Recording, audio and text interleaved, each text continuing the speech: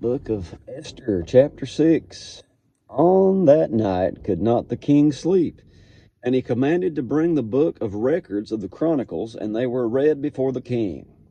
And it was found written that Mordecai had told of Bigthana and Teresh, two of the king's chamberlains, the keepers of the door, who sought to lay hand on King Ahasuerus. And the king said, What honor and dignity has been done to Mordecai for this? Then said the king's servants that ministered unto him, There is nothing done for him. And the king said, Who is in the court? Now Haman was come into the outward court of the king's house to speak unto the king to hang Mordecai on the gallows that he had prepared for him. And the king's servants said unto him, Behold, Haman stands in the court. And the king said, Let him come in. So Haman came in, and the king said unto him, What shall be done unto the man whom the king delights to honor? Now Haman thought in his heart, To whom would the king delight to do honor more than to myself?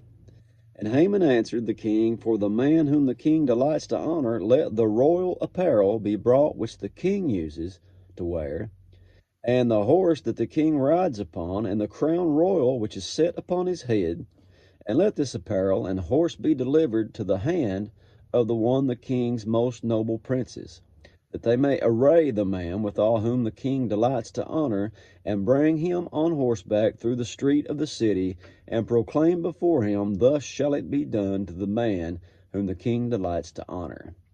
Then the king said to Haman, Make haste, take the apparel and the horse, as you have said, and do even so to Mordecai the Jew, that sits at the king's gate. Let nothing fail of all that you have spoken. I bet that hurt, didn't it? Then took Haman the apparel and the horse, and arrayed Mordecai, and brought him on horseback through the street of the city, and proclaimed before him, Thus shall it be done unto the man whom the king delights to honor. And Mordecai came again to the king's gate, but Haman hasted to his house mourning, and having his head covered. And Haman told Zeresh his wife, and all his friends, everything that had befallen him. Then said his wise men unto Zeresh his wife unto him, If Mordecai be of the seed of the Jews, before whom you have begun to fall, thou shalt not prevail against him, but shalt surely fall before him.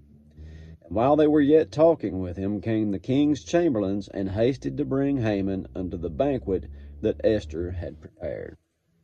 And that is it for chapter 6. God bless you.